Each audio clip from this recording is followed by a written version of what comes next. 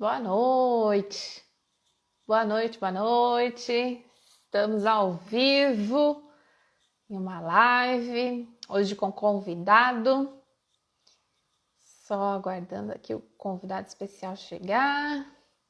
Hoje a gente vai discutir um pouquinho sobre o tema de redação da semana. Se você não viu o tema de redação da semana que eu produzi, tá lá no link da bio. No meu site, você vai lá e baixa o tema da semana, um tema que está muito discutido aí sobre segurança pública, e eu vou receber aqui o Fernando, meu marido, para a gente conversar um pouquinho sobre o tema, tá? Ele já chegou, vou adicioná-lo.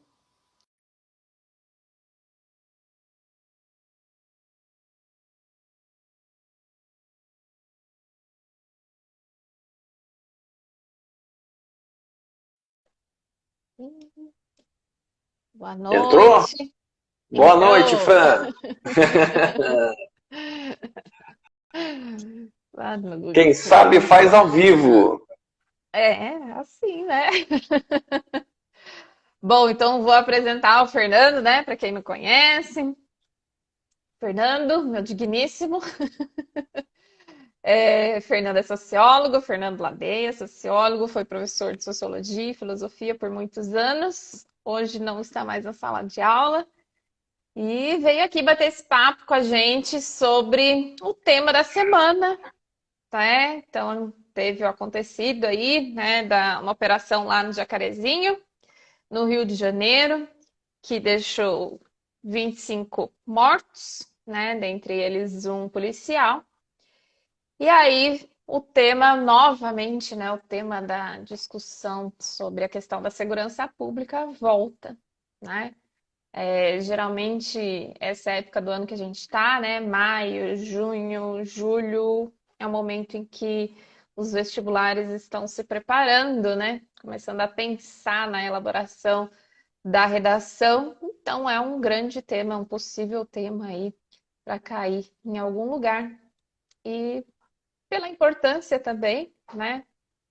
Resolvi fazer essa discussão, a gente conversar um pouquinho sobre isso. Pode falar, Fernando, quer começar? Boa noite, Francine. Como a Francine bem falou aí, esse assunto é um assunto muito delicado, né? Lembrando que o canal da professora Francine é para a gente falar sobre redação, né? E aumento do nosso repertório sociocultural, para a gente conseguir produzir um bom texto, um texto fora do senso comum, um texto além da matéria pura e simples da segurança pública, né? Quando a gente fala que ocorreu uma chacina, o próprio termo chacina tem a ver, tem um rigor ideológico, tem um rigor de escolhas do que se faz pensando em termos de segurança, certo? A Francine está com a live, está com a bola na live, vai fazer alguns questionamentos, né? Ela disse aqui sobre a minha formação em ciências sociais e eu sou pós-graduado em gestão pública, né? Então, quando a gente fala em segurança pública, nós estamos falando também de um estilo de gestão do Estado. Nós estamos falando de escolhas a serem feitas para dirigir a nossa sociedade, né? Então, a partir disso, nós vamos tentar construir caminhos para propostas possíveis, propostas execuíveis para a gente colocar em uma redação de vestibular. Muito bem, então vamos lá. Primeiro de tudo, né? O que é segurança pública, né? O que é segurança pública? Para começar a falar de segurança pública, a gente tem que falar do surgimento do Estado moderno, ou surgimento do Estado. Daí a gente está falando de ciência política, a ciência que estuda o poder, né? Por que as pessoas se submetem a um soberano, né? O Estado soberano? Vários autores já pensaram sobre isso. Nós temos desde a filosofia, pensando lá em Platão, sobre sobre a política, em Aristóteles, Platão sobre a república, começam a pensar o que seria o ideal da vida pública, o que seria o ideal para as pessoas construírem um governo coletivo. Com o surgimento da ciência política, os pensadores eles começam, a partir de Maquiavel, a pensar a política como ela é e não como ela deveria ser, né? Maquiavel fala sobre a necessidade de um poder soberano, né, que controlasse os anseios de uma sociedade caótica, de uma sociedade violenta, né, e que era preciso algumas virtudes para o agente político para que ele pudesse controlar a sociedade e controlar esses anseios, né? Após Maquiavel, outros autores vão surgindo, Thomas Hobbes, John Locke, Jean-Jacques Rousseau, que vão construindo essa ideia de Estado. Bem, o Estado moderno que nós temos hoje, né, a ideia de uma segurança pública, vem a partir do surgimento desse Estado. Antigamente você tinha a ideia de um poder totalitário, poder na mão de um soberano, alguém que decidia, criava o mesmo poder, criava, decidia, executava, todos os poderes estavam na mão do soberano na época da monarquia totalitarista, né? O surgimento do Estado moderno separa essas ações do Estado, né? O surgimento dos três poderes. Então nós temos o poder executivo, o poder legislativo e o poder judiciário, para que nós tenhamos o controle desses agentes públicos que vão determinar quais são as escolhas que são feitas pela sociedade para como o Estado vai agir, né? E nós temos um autor na sociologia, que é um dos três porquinhos da sociologia, que a gente chama, que é o Max Weber. E o Weber fala do monopólio do uso legítimo da força. Então ele classifica o Estado como aquele único agente que tem o monopólio do uso legítimo da força. A partir do momento que a gente delega ao Estado o nosso cuidado. Então, quando nós estamos falando de segurança, nós estamos falando de segurança coletiva. O Estado tem que promover a vida das pessoas, o bem-estar, o cuidado. E, a partir disso, pensar em sistemas que possibilitem que as pessoas se sintam seguras, protegidas por esse poder soberano.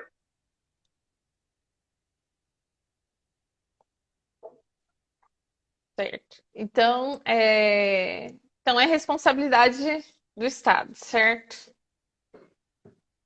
E aí, dentro disso, eu queria que você falasse um pouco sobre porque quando a gente pensa em segurança, a gente pensa em polícia, né? E aí, o que cada polícia... Daí tem a polícia militar, tem a polícia civil, tem a polícia federal, né? Tem a polícia rodoviária. Eu queria que você falasse um pouquinho sobre cada uma. Tem a guarda municipal, né? Eu vejo que os alunos costumam confundir muito, não sabem muito bem o que cada um faz. Para que tem tantas, assim, né? Enfim. O nosso território é imenso, né? E cabe como o Estado, no surgimento da história da República Brasileira, né? Desde a época do Brasil Império, o surgimento da República, o que acontece? Nós temos a subdivisão dos estados, os estados tentaram uma maior autonomia em relação à nação, e nós temos um período que nós chamamos de coronelismo na história do Brasil. O que é o coronelismo? Ficava muito difícil para um exército nacional tomar conta de todo o território, né? Tomar conta de toda a segurança do nosso território. Então, o que foi feito?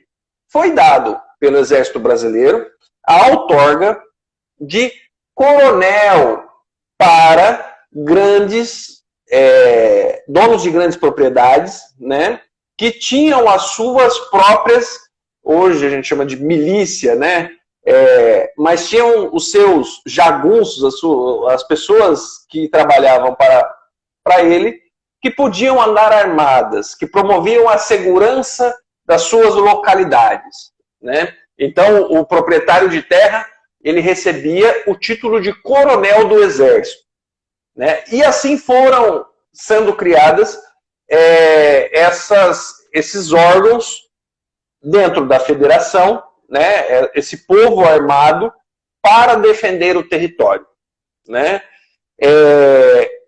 E o surgimento dessa polícia ostensiva nos estados vem desse processo, né? Vem dessa coisa de criar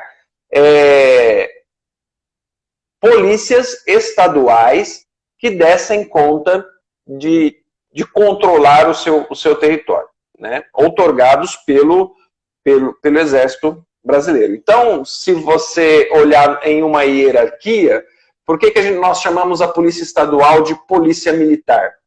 Né? Porque ela remete diretamente ao Exército, né? Embora seja controlada politicamente pelos governadores, a polícia militar ela tem a mesma estrutura do Exército. A diferença é que a polícia militar não tem coronel, né? Ela tem coronel, ela não tem general, desculpa. Ela não tem general. Então ninguém chega a ser general de polícia militar, porque o general é uma patente do Exército para mostrar que cabe ao Exército a última força nacional, né? Então, as estruturas das polícias, nós temos a Polícia Federal, que cuida das investigações de crimes federais, né, que envolvem, além dos territórios provincianos, além dos estados, são coisas que, por exemplo, aeroportos. Aeroportos não são fiscalizados por polícias estaduais, porque aeroportos são territórios nacionais, são territórios federais, que nós dizemos. Então, quem cuida de aeroportos é a Polícia Federal, né? Por outro lado, nós temos as polícias estaduais, a Polícia Militar e a Polícia Civil. A militar cumpre um papel ostensivo, enquanto a Polícia Civil cumpre o papel de investigação, de verificação. Ostensivo é aquele que vai na rua. Aquele que vai na rua, aquele que para o seu carro e fala assim, olha, eu preciso ver a sua documentação, eu preciso vistoriar o seu veículo, porque há uma denúncia nesse local, sei lá, de tráfico de entorpecentes, que você possa estar portando. Né? Mas é necessário, pela nossa Constituição, que haja algum motivo aparente para que isso seja executado, né? Não pode simplesmente sair da cabeça. Toda operação policial ela tem que ter um planejamento, né? Ela não pode simplesmente sair da cabeça de alguém, eu quero lá invadir a casa de fulano, porque a casa de fulano é inviolável, né? A não ser que haja uma ordem judicial para que possa fazer uma averiguação dentro da casa, dentro de um carro, dentro das coisas mais individuais dos cidadãos, certo? Então, o papel, e daí nós chegamos às guardas civis, às guardas municipais, né, que em primeira ordem seguem o papel de proteção dos próprios públicos, né, de guarda de coisas mais locais, por exemplo, eu tenho o prédio da prefeitura, de quem é a responsabilidade de cuidar do prédio da prefeitura? Da Guarda Municipal. Só que muitas vezes é a Guarda Municipal, por conta de falta de estrutura desses outros equipamentos policiais, a Guarda Municipal acaba cumprindo a função de polícia, de policiamento, porque é necessário, na ausência desse investimento nas polícias locais. Passamos por todos? Acho que sim, né? Tá. Quando nós estamos falando de segurança pública, nós também falamos do Corpo de Bombeiros, né? Que, via de regra, são vistos como heróis, que são aqueles caras que enfrentam fogo, são aqueles caras que enfrentam explosões, são aqueles caras que fazem o salvamento, né? Que no nosso caso aqui nós temos, os bombeiros são ligados, são agentes da Polícia Militar destacados para esse fim específico. Certo. E o Exército, para que é? O Exército cumpre a função de defesa da soberania nacional, defesa de fronteiras, né? E garantir que, em caso de uma desordem, né, civil, né, ele possa fazer a proteção dos cidadãos, né? Eu não quero entrar aqui em algumas avaliações equivocadas sobre Constituição, né, intervenção constitucional do Exército, que isso é uma leitura errada de um artigo constitucional, mas cabe ao Exército defender o Estado-nação, defender a nação em relação a outros agentes, a outras soberanias. Tudo bem. Então, acho que já deu aí para o pessoal entender um pouquinho como que funciona, né? Como que está organizado e tudo mais, né? Voltando lá sobre a operação no Jacarezinho, por que que está havendo, né, tanta discussão na sociedade sobre essa operação? Assim, porque o senso comum, né, o que a gente chama de senso comum? Aquele conhecimento do cidadão, aquele conhecimento empírico da vivência do dia a dia, ele nos leva a crer que a forma de fazer segurança é fazer um enfrentamento físico dessa violência urbana. O que é isso? É evidente que alguém portando um fuzil sem autorização, sem ser um agente policial, um agente do Estado, é evidente que alguém perigoso. Até porque para você licenciar, estão tentando flexibilizar o porte do fuzil em nosso país, mas até então, pela legislação, é muito burocrático você conseguir autorização para portar um fuzil. Logo, pessoas com fuzil em casa. Pode. Você pode ter um fuzil em casa, mas desde que você tenha dinheiro para isso, né? Desde que você tenha autorização judicial para isso, e estão querendo flexibilizar a compra desse tipo de equipamento, né? Mas assim, via de regra, você encontrar alguém com um fuzil na mão, isso é perigoso, isso é alarmante. É evidente que, se não é um agente do Estado, há um porquê dessa pessoa estar segurando esse tipo de equipamento, que esse tipo de equipamento não é utilizado para você fazer churrasco, cortar cebolas. O agente do Estado, ele só pode estar na função, né? Ele não pode... Na função. Hoje eu vou levar para casa um fuzil. Hoje eu vou andar com fuzil aqui, eu vou no churrasco na casa do meu amigo, estou de folga e vou levar o meu fuzil. Não pode. Não pode. Como eu disse aqui, o agente policial, o agente do Estado, precisa estar em uma operação. Precisa estar em uma operação planejada, precisa ter uma justificativa, ele precisa ter uma missão, um porquê ele estar com esse tipo de equipamento, né? Então, quando você vê uma ação dessa, é lógico que as pessoas, a primeira coisa que vem na mente é: pô, o cara estava segurando um fuzil e atirando na polícia, então eu tenho que atirar nele de volta, né? O fato é que essas ações repressivas são operações de escalada de violência.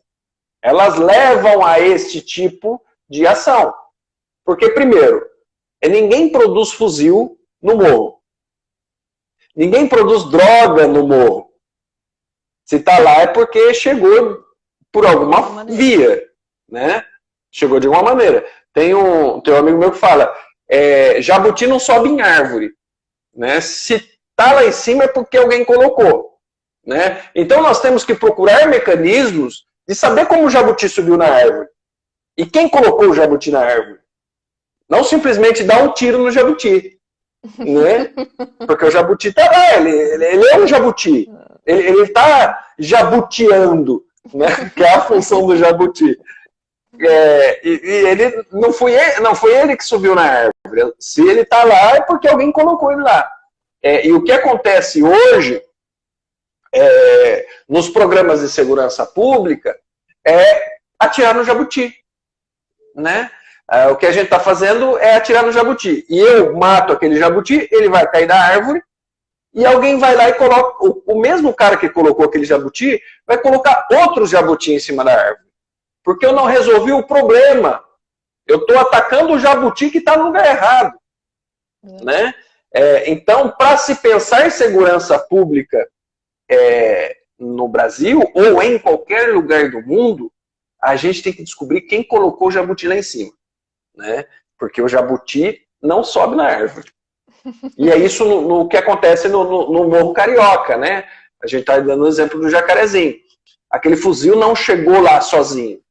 Ele não chegou, eu sou um fuzil, estou perdido, me perdi no GPS e vim parar aqui no morro, né? De alguma forma ele chegou, né? E como ele chegou? Com que dinheiro? Como esse dinheiro circulou?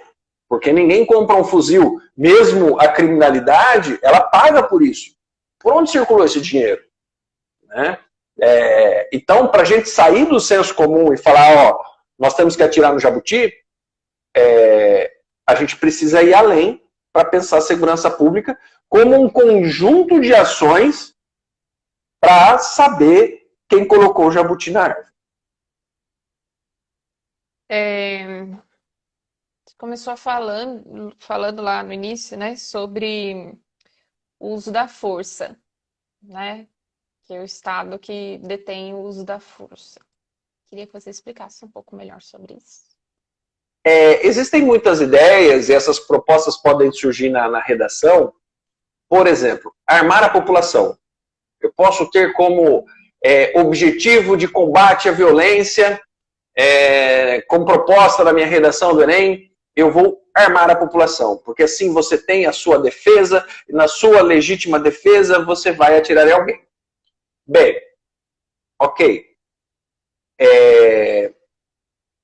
Alguém vai assaltar sua casa, você vai atirar nela, matar ela, e aquele cidadão que era ladrão, e você, de certa forma, apesar de ter a legitimidade do ato em defesa da sua propriedade, você, de certa forma, se torna um assassino, né? Apesar de ter justificativa jurídica, moral, para fazer isso, né? Então, ao Estado é dado a nossa proteção, né? Quando você fala, olha, nós não podemos sair atirando a ermo por aí, né? As pessoas falam, então em vez de ligar para a polícia, você chama o Batman, né? Não, eu ligo para a polícia, porque a polícia é a outorga de uso da violência que eu faço para o Estado, para a minha proteção. Para isso existe o aparato policial. Né? Se todo mundo tiver arme sua casa, não precisa ter polícia. E aí vem aquela conversa, né? De a polícia vai demorar para chegar. E aí? Até a polícia chegar, eu já morri. Eu já morri, né? Só que aumenta, se você analisar estatisticamente, a presença de arma no ambiente doméstico, isso vai aumentar a letalidade da ação, né? Quanto mais a violência ela ocorre de forma, ela escala, né? Se eu tenho um rapaz que finge estar com canivete e eu dou um tapa na orelha dele, né? Porque ele estava fingindo estar armado. E no momento seguinte eu estou com um canivete. Ele vai precisar de uma pistola para me assaltar, porque ele é ladrão, ele vai me assaltar. E daí eu vou e compro uma pistola. Sim, ele vai precisar de algo maior ainda para... Ainda mais, né? Um quer estar mais armado do que o outro, né? Ficar mais armado que o outro. E aí o negócio não tem fim, né? Tem... Daí o final da história é Guerra Fria. Né? Joga uma bomba, explode tudo, né? A gente, além de acabar com a violência, acaba com a miséria. Então, né? olha que beleza. Mas não posso fazer esse tipo de proposta. Né? É lógico, é o absurdo do absurdo. Precisa né? dizer aqui por isso que irônica. Por isso que nós temos, o só que não, né? Tem que usar o só que não. Por isso que nós temos limites, inclusive na opinião, né? Na hora de colocar uma redação. Nós temos que ter limite. E qual que é o limite colocado aí pelos principais métodos de avaliação? Enem, por exemplo. É violação de direitos humanos. Né? E o primeiro direito humano é o direito à vida. Né? Então você propôs soltar uma bomba em cima de uma comunidade, você está violando o primeiro direito, que é o direito à vida. Né? Você faz um pré-julgamento das pessoas, você parte do princípio que todos ali são criminosos, né? Inclusive, lancei com alguns amigos um canal dentro do Facebook e do YouTube chamado Quatro Linhas, né? Que a gente tenta... O nosso primeiro programa foi ontem, né? Tá gravado lá, as pessoas podem assistir, em que a gente conversa um pouco sobre isso, né? Sobre a questão da violência utilizada, violência por parte do Estado, né? Que escalou numa ação desastrosa, né? Sem planejamento, para sair um pouco da ideia do senso comum, né? Porque se você vai falar com pessoas do cotidiano, vai falar, não, pô, a polícia estava certa, o cara estava com um fuzil lá, tem que atirar nele. Sim, esse é o óbvio, né? Mas quando eu produzo essa ação, ela está errada no princípio, ela está errada no planejamento. Quando eu quero prender alguém, eu planejo o melhor possível para, inclusive, para não perder policial. Porque a morte desse policial, que aconteceu logo no começo e que escalou a violência, foi um erro. Nós não podemos perder agentes públicos. Nós não podemos perder policiais. Né? Ao mesmo tempo que a polícia no Brasil é uma polícia letal, é uma das polícias que mais mata no mundo, é também uma polícia que mais morre. Né? E existe um cidadão por trás daquela farda, existe um pai de família que não pode ser exposto por uma ação sem planejamento. Né? É simples de falar, eu vou atirar, lógico, eu também atiraria. Né? Se eu entro numa ação por ordem de uma organização policial e alguém está atirando em mim, é evidente que eu vou atirar nele. Né? Como eu disse, não é juízo de valor, mas um juízo sobre quem planejou a ação. Né? Sobre que segurança pública você tem que sistematizar. Existem formas de você combater a violência, né? Hoje, por exemplo, você tem condição de monitorar roubo de veículos através de radares que fazem a leitura de placa. Você consegue monitorar o veículo sai de uma cidade, vai para outra, e você consegue saber aonde está esse veículo. Né? Você faz existem até cidades que fazem consórcio dessas câmeras. Então, um veículo é roubado na minha cidade, mas ele vai para uma cidade próxima, pelas câmeras que fazem a leitura de placa, você consegue saber o local que está esse veículo. Uhum. Isso é uma ação de inteligência de segurança pública. Uhum. Né? Então, esses tipos de ação é que tem que haver investimento.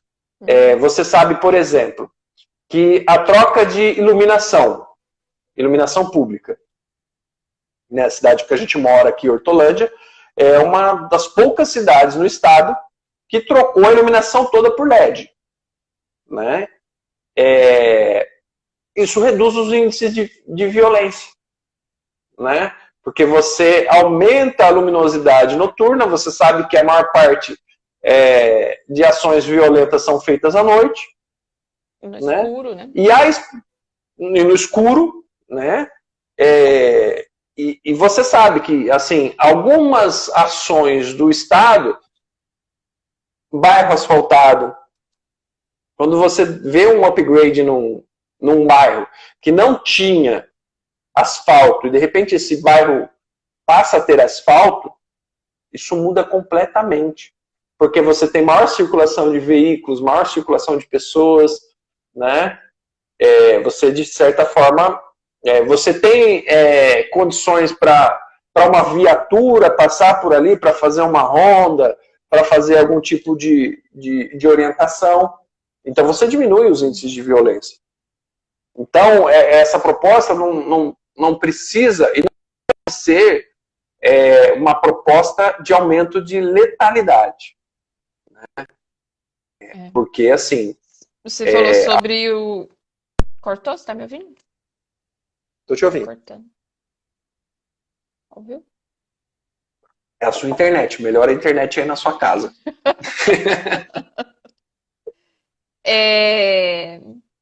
Eu tava pensando aqui. Você falou de jogar uma bomba na comunidade, né? Ok. Mas então a gente joga uma bomba no presídio. Então resolve tudo. Aí acaba tudo, né? Violação de direitos humanos de novo. Né? Lembrando que a gente tá falando aqui de sarcasmo. Estamos falando só que não. Hashtag só que não. Na verdade é o que eu ouço, né? O que eu vejo as pessoas falando, alunos falando, enfim. Né? Quando você diz que ele não pode jogar uma bomba, né, na comunidade, ele vai dizer, então, porque tem pessoas lá que são, né, que são boas pessoas e tudo mais, ele vai falar, não, então vamos jogar uma bomba no presídio.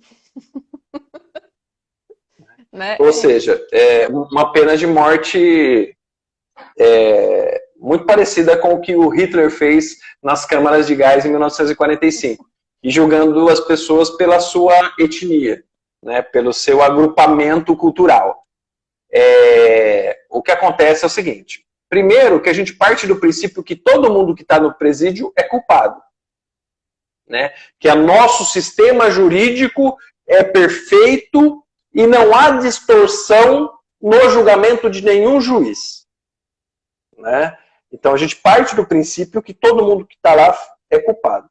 E via de regra, de vez em quando, não é dizendo que todos que estão lá são inocentes, mas a gente sabe também que em muitos dos casos pode ocorrer erros, porque o sistema jurídico é humano, às vezes a pessoa não tem acesso a um advogado, apesar do Estado oferecer defensoria pública. Nós vemos casos de falsa comunicação de crime, né, no qual a pessoa é condenada e acusada por coisas que ela não fez, né? Muitos deles até chegam a cumprir penas longas, né? Indo para o presídio. E segundo, que as pessoas que estão ali alocadas estão por crimes de diferentes naturezas, né? A gente parte do princípio que quem está ali preso foi condenado por crimes hediondos. Todo mundo ali é crime hediondo. E o crime hediondo, que é ligado a estupro, etc., latrocínio, é a ínfima parte dos presidiários. Uhum. A maior parte dos presidiários no Brasil estão presos por tráfico de drogas. Né? Estão presos por venda de droga. Então, mas a venda de droga gera um outro tipo de crime, disputa de território, assassinatos, acabam com famílias e etc. Sim, mas também aí tem outro lado da moeda, né? Quando a gente tipifica como crime, qual que é a diferença entre alguém que fuma um baseado e um cara que é preso vendendo maconha, né? O que decide isso? Tá tipificado na lei, é a avaliação do policial, que julga o que é venda, o que é consumo próprio, né? Isso pode levar a pessoa, às vezes é consumo próprio, e pode levar a pessoa para cadeia, né? Então, então joga uma bomba, extrair essa pessoa do planeta vai fazer com que as pessoas parem de consumir droga e vai fazer com que as pessoas parem de vender droga. Né? Os países mais desenvolvidos tiveram a coragem de legalizar esse tipo de coisa e parar de ser crime. Né? Vamos tributar, vamos ganhar dinheiro com isso, porque dependência vai haver, seja de qual droga for. Né? O álcool, que é uma droga lícita, é uma droga, uma das maiores causadoras de crime no nosso país. Seja de violência doméstica, né? Ou de atropelamento, ou de outras coisas. Uhum. Né? Então, às vezes, e é isso que eu falo de sair um pouco do senso comum. Sair um pouco da ideia do pensamento simples de que segurança pública se faz aumentando o calibre da arma que está na cintura do policial. Né? Inclusive, a própria polícia sofre muito por estar nesse conflito, por estar nessa guerra. Né? Você vê os policiais precisando de apoio psicológico. Para quem não assistiu, assista Tropa de Elite. Tem que assistir o 1 e o 2. Né? As pessoas às vezes assistem vendo a questão da Tropa de Elite, apresenta o saco para ele, como o policial se movimenta em relação aos consumidores de droga e aos vendedores de droga, né? Mas na verdade existe todo um sistema por trás desse processo que é nocivo, inclusive para o próprio policial, que às vezes é usado nessa guerra toda por outras estruturas, né, que estão interessadas às vezes nessa morte. Né? Então, o próprio Tropa de Elite é baseado num livro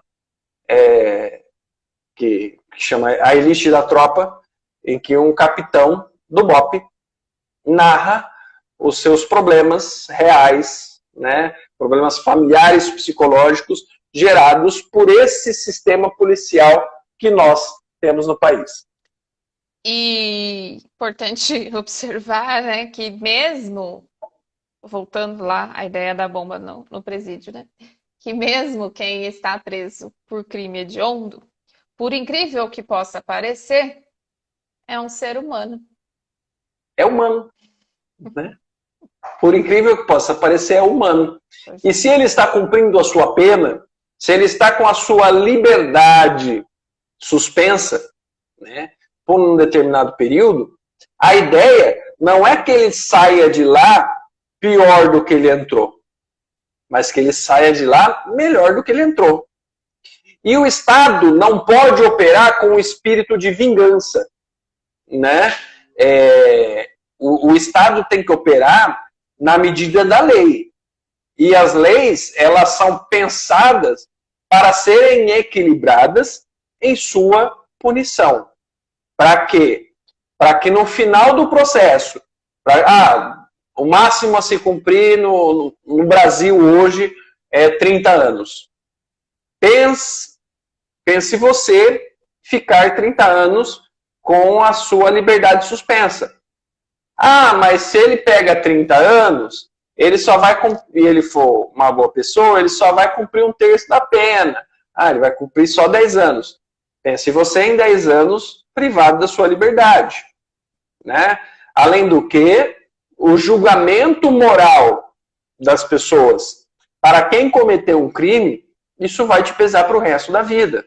É difícil você conseguir um emprego, é difícil você conseguir estabelecer um novo relacionamento, né? Então, tudo isso vai ficando difícil para uma pessoa que já está fichada, como a gente fala, né? Alguém que passou pelo sistema prisional, né? Então, as pessoas precisam ter uma segunda chance. Mas aquela pessoa que ele matou não vai ter a segunda chance, né? Essa é a primeira resposta que vem. A pessoa que ele matou não vai ter a segunda chance. Sim, essa pessoa não vai ter a segunda chance. Mas o Estado, você pode ter o direito de ter esse sentimento selvagem da vingança, mas o Estado de Direito não pode. O Estado, ele tem que ter aquela ideia, aquela imagem da justiça cega, a ideia de uma justiça não moral, uma justiça que pensa de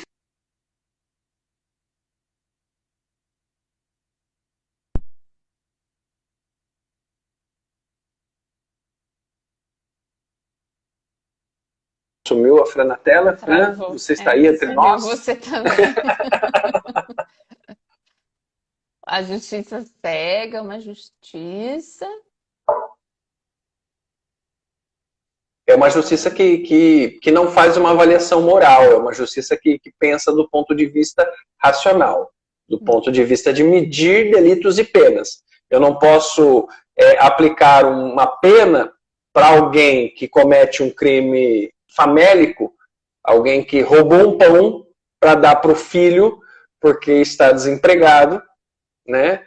Do mesmo cara que desvia milhões do serviço público, por exemplo, né? E nós estamos assistindo aí CPIs, etc., né? Sobre possibilidade de uso de dinheiro de forma equivocada, né? Corrupção.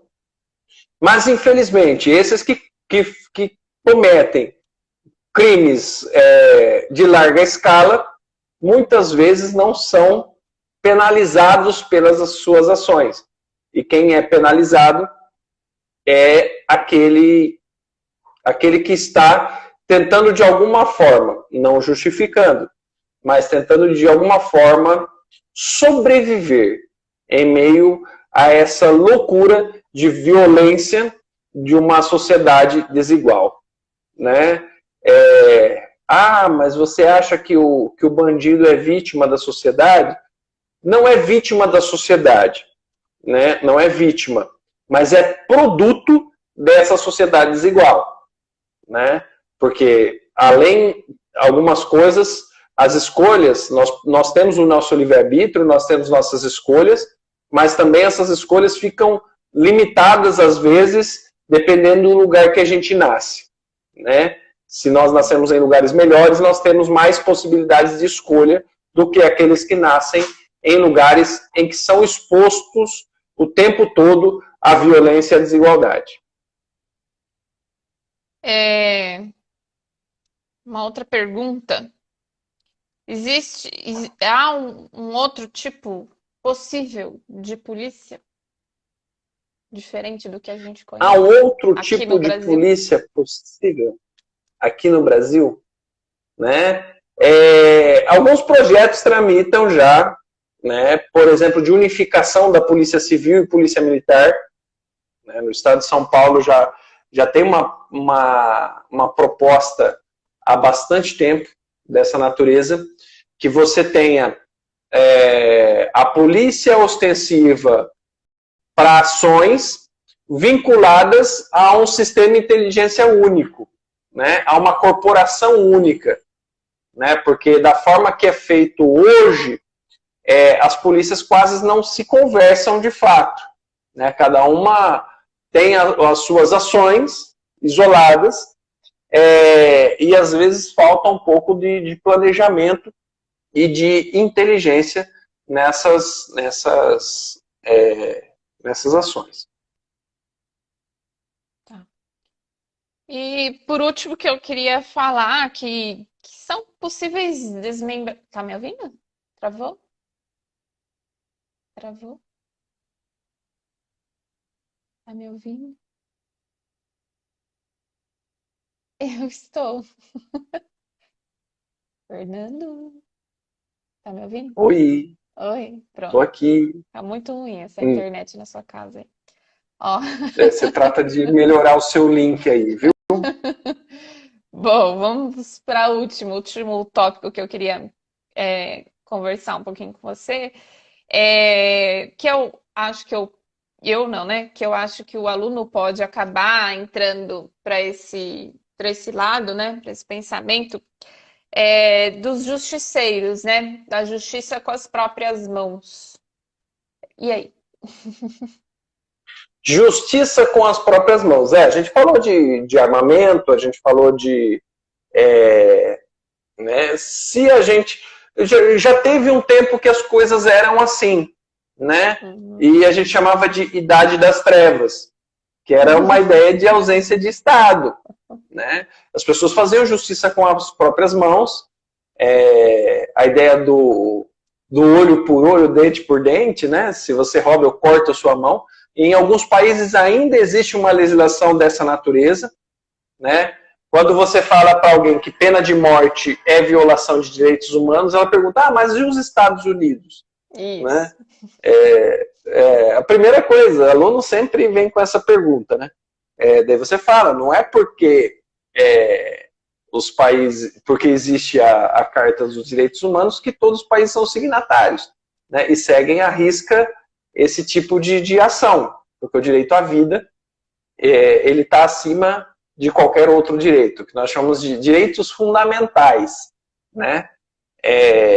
Então, essa justiça com as próprias mãos, ela leva a gente ao estado de natureza, né?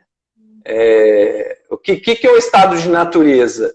É o leão devorando um impala, né?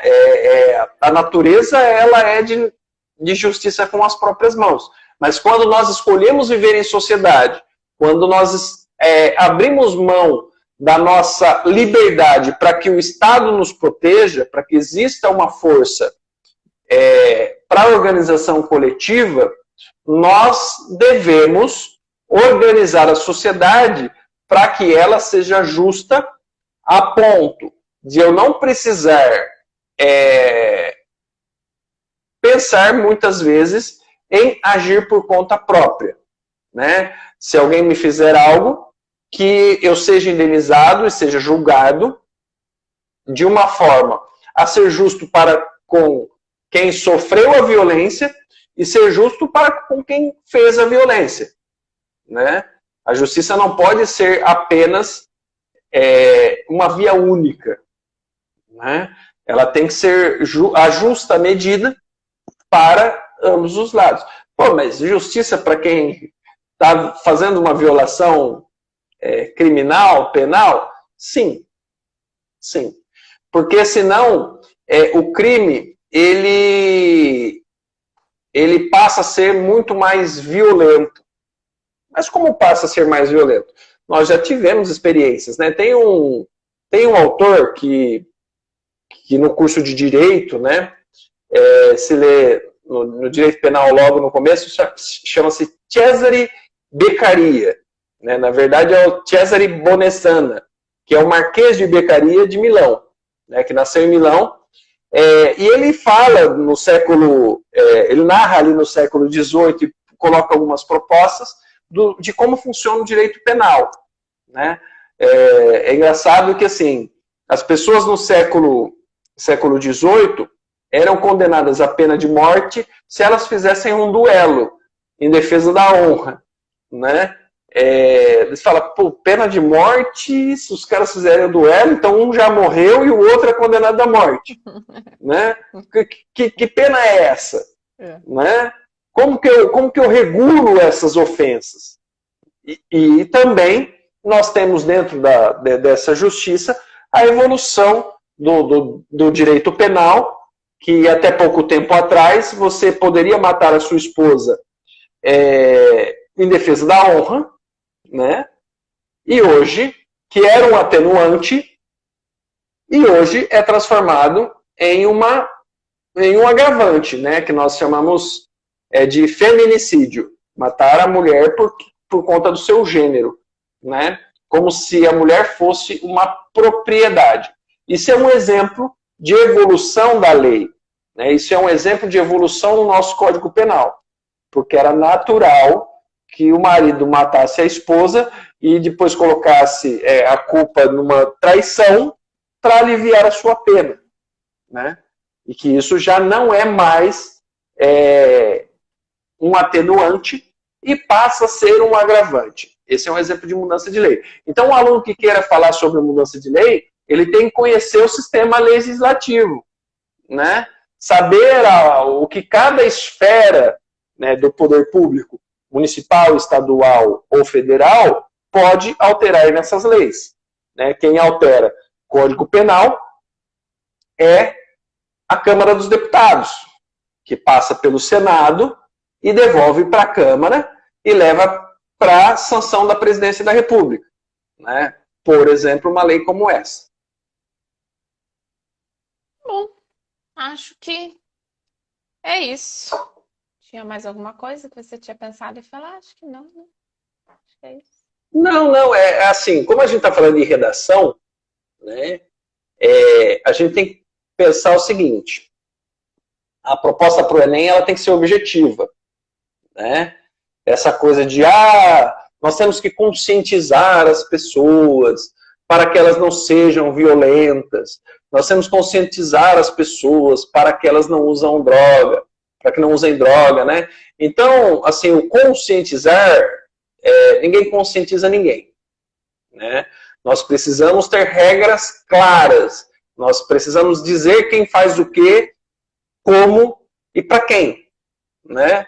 Ser um pouco mais objetivo em nossas propostas, né? E às vezes a gente fica, cobrar melhorias. O que é cobrar melhorias? Né? Trazer debates, produzir palestras. Essa é exatamente a expectativa da banca de correção do Enem, né? Do mesmo jeito que o aluno não pode, né? O candidato não pode sair explodindo ninguém, matando ninguém, né? Ferir os direitos humanos, ele também não pode propor alguma coisa nesse sentido, tão vago, né? Por isso que é tão importante o aluno conhecer, no caso do tema, né? Sobre segurança pública, saber o que é, do que se trata, quem é responsável por o quê, né? Porque ele vai ter que elaborar uma proposta de intervenção com a gente, né? Quem que vai agir, né? E o que vai fazer. Então, e tem que ter sentido, né? Não pode ter um agente com uma ação que não é responsabilidade dele, né? Então, por isso que é tão importante entender o funcionamento da nossa sociedade, né? Para saber quem age, quem faz o quê, né? Como, que é o que o Enem espera do candidato, né? Mais alguma coisa? Sempre que você estiver aí, eu fico à disposição, né? Para fazer esse tipo de live. Eu gosto de temas capciosos como esse, que mexem com a questão do senso comum, né? As pessoas, você, né? E é para tirar a gente de uma zona confortável, de uma zona comum, né? Porque nós temos que proteger as pessoas. E quando eu digo proteger as pessoas, nós temos que proteger aquele cidadão fardado que está sendo colocado como linha de frente em uma guerra que não é dele, né? Que muitas vezes é colocado contra o cidadão comum, né? E nós temos que preservar a vida das pessoas. Né? E preservar as vidas das pessoas é aumentar a inteligência da nossa segurança. Aumentar, quando a gente fala em colocar recurso, melhorar salário dos nossos agentes de segurança, para que eles não tenham que ficar com sobrecarga de horário, né, tenham que sobreviver de bicos, de horas extras, outros trabalhos, para conseguir sustentar suas famílias. Né, e fiquem refém, muitas vezes, da própria violência, dos próprios esquemas criminosos que estão aí para corromper na nossa sociedade. É isso. Certo. Muito obrigada pela participação e até uma próxima. Até a próxima. Beijão, te amo, tá? Beijo, Maria. Tchau, tchau.